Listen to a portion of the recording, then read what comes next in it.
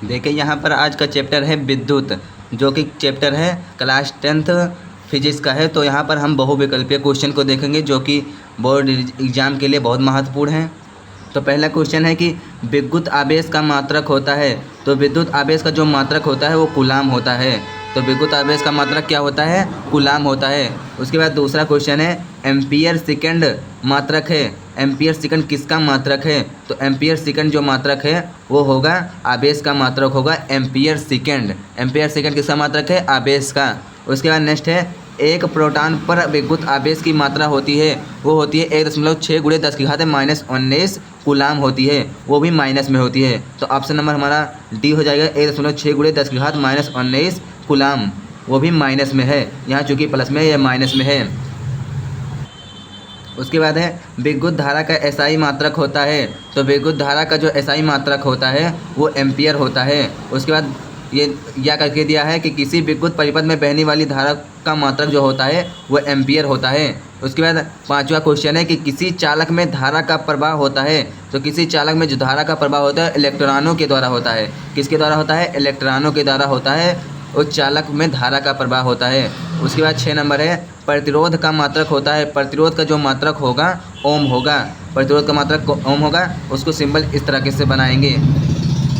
उसके बाद 7 नंबर है 1 माइक्रो ओम का मान होता है। तो 1 माइक्रो ओम का मान होता है।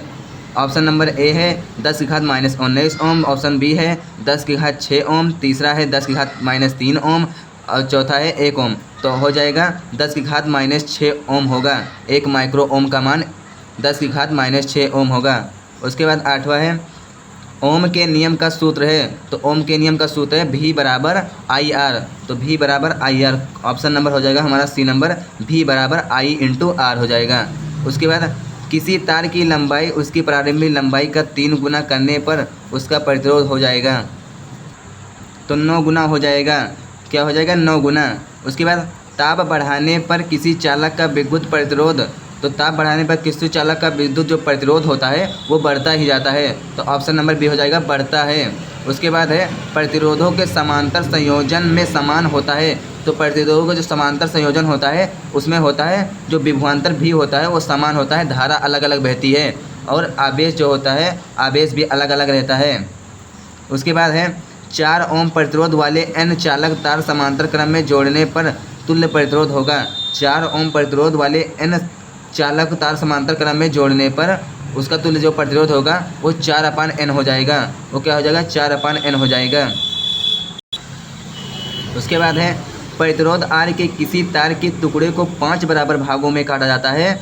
इन टुकड़ों को फिर पार्श्वक्रम में संयोजित कर देते हैं। यदि संयोजन का तुल्य प्रतिरोध R है, R' है, तो R/R' अनुपात का जो मान होगा वो क्या होगा? तो वो जो मान हो जाएगा वो 25 हो जाएगा। वो क्या हो जाएगा? 25 हो जाएगा। उसके बाद है यदि R प्रतिरोध के 2 प्रतिरोधों को समांतर क्रम में जोड़ा जाता है तो R प्रतिरोध का उनके श्रेणी क्रम में जोड़ा जाए तो परिणामी प्रतिरोध होगा, वो परिणामी प्रतिरोध होगा 3R/2 हो जाएगा। 3R/2 हो जाएगा। तो यहाँ पर कैसे 3R/2 हो जाएगा? वो 3R/2 हो जाएगा। उसके बाद 15 है किलोवाट घंटा का मात्रक होगा। तो किलोवाट घंटा का मात्रक होगा विद्युत ऊर्जा का। किलोवाट घंटा किसका मात्रक हो जाएगा? विद्युत ऊर्जा का मात्रक हो जाएगा। विद्युत ऊर्जा का मात्रक हो जाएगा। ऑप्शन नंबर होगा 3 विद्युत ऊर्जा का। उसके बाद है यदि एक विद्युत बल्ब पर 12 वोल्ट एवं 30 वाट लिखा है तो इसका प्रभावित होने वाली धारा होगी। तो होने वाली धारा जो होगी तो प्रभावित होने वाली धारा हो जाएगी I बराबर हो जाएगा 30 वाट/12 वोल्ट। जब इसको सॉल्व करेंगे तो आ जाएगा 2.5 एम्पियर धारा होगी।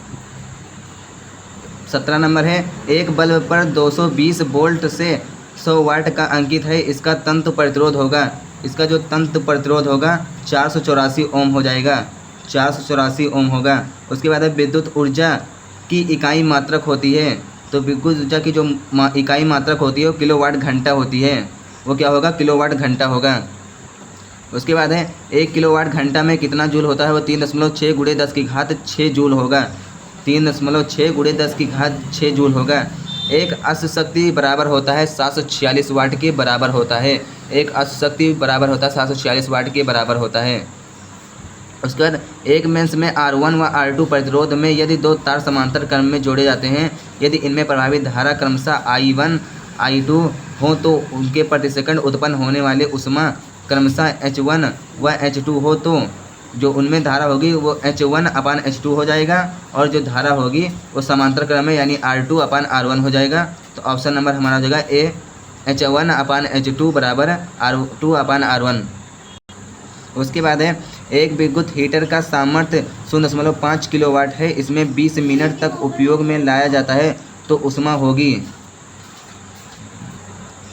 उसके बाद एक विद्युत हीटर का सामर्थ्य 0.5 किलोवाट है, इसे 20 मिनट तक उपयोग में लाया जाता है तो उत्पन्न ऊष्मा होगी। तो यहाँ से उत्पन्न ऊष्मा निकालेंगे, 20 मिनट को घंटा में बदलेंगे, उसके बाद सॉल्व करेंगे तो आ जाएगा 6 × 10⁵ जूल हो जाएगा, 6 × 10⁵ जूल हो जाएगा। उसके बाद है दो चालक तार जिनकी पदार्थ लंबाई तथा व्यास समान है किसी विद्युत परिपथ में पहले श्रेणी क्रम में उसके बाद पार्श्व क्रम में संयोजित किए जाते हैं। तो श्रेणी क्रम और पार्श्व क्रम का संयोजन से उत्पन्न ऊष्माओं का अनुपात क्या होगा? दो चालक तार उसके पदार्थ और लंबाई का व्यास समान है। जब व्यास समान है तो वहाँ से किसी विद्युत परिपथ में पहले श्रेणी क्रम में जोड़ दिया जाता है। श्रेणी क्रम मतलब R1 + R2 इस प्रकार से जोड़ा जाता है, और कह रहा है फिर पार्श्व क्रम मतलब समांतर क्रम में यानी 1/R2 R1 + 1/R2 इस प्रकार से जोड़ा जाता है, तथा कह रहा संयोजन से उत्पन्न ऊष्माओं का अनुपात होगा तो उसमें उत्पन्न ऊष्मा का अनुपात हो जाएगा 1:4 हो जाएगा। उसके बाद है बिजली के बल्ब में फिलामेंट होता है तो टंगस्टन में होता है। बिजली के बल्ब में फिलामेंट होता है, टंगस्टन में होता है। उसके बाद है हीटर का तार बना होता है। हीटर का जो तार होता है वो नाइक्रोम का होता है, नाइक्रोम का होता है, इसमें ये मिश्रित है यानी नाइक्रोम का होता है। उसके बाद है विद्युत सामर्थ्य P का सूत्र होता है। विद्युत सामर्थ्य जो P होता है वो P बराबर VI होता है। P बराबर क्या होता है? VI यानी वोल्ट इंटू धारा होती है। उसके बाद है क्या हो जाएगा? उसका विद्युत सामर्थ्य का मात्रक P बराबर VI हो जाएगा, ऑप्शन नंबर 3। उसके बाद है दो विद्युत बल्बों का सामर्थ्य क्रमशः 60 वाट और 100 वाट है तो दोनों 220 वोल्ट पर कार्य करते हैं, इसको प्रतिरोधों का अनुपात हो जाएगा।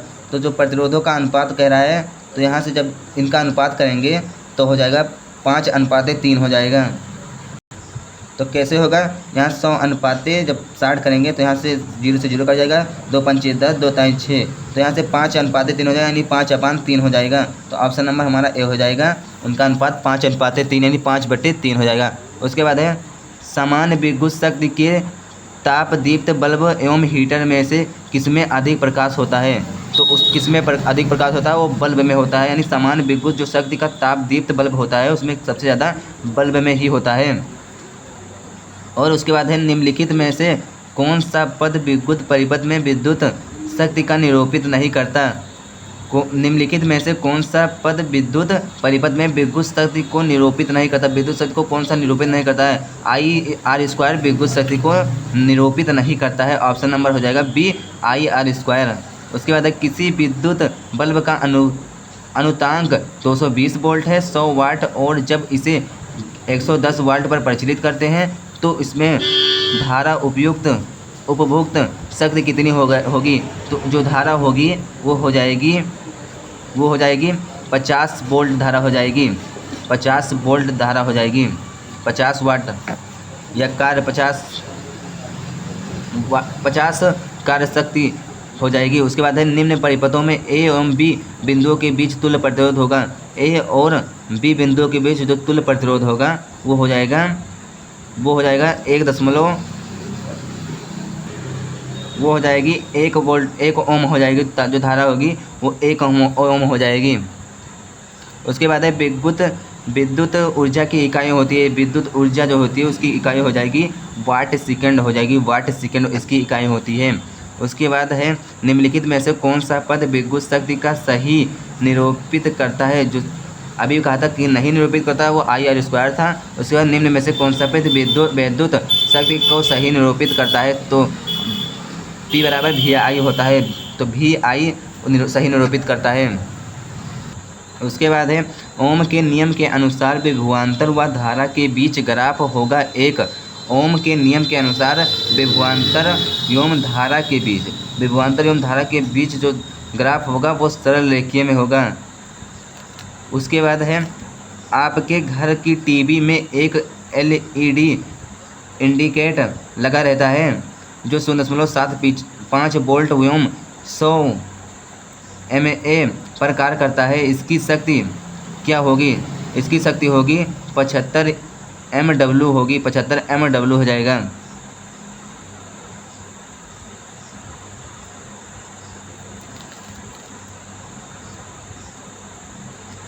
उसके बाद है 1.5 वोल्ट विद्युत वाहक बल्ब के सेल का आंतरिक प्रतिरोध 3 ओम है और तो सेल में प्राप्त धारा का अधिकतम मान होगा, प्राप्त धारा का अधिकतम मान हो जाएगा 3। तो प्राप्त धारा का अधिकतम मान हो जाएगा वो हो जाएगा 0.5 एम्पियर हो जाएगा। तो जब आई बराबर मान रखेंगे तो हो जाएगा वोल्ट अपान ओम हो जाएगा। तो ओम 3 है, जब इसको सॉल्व करेंगे 3 के 3 दिए बचे 15 यानी 0.5 एम्पियर हो जाएगा। अधिकतम धारा का मान हो जाएगा, ऑप्शन नंबर बी हो जाएगा।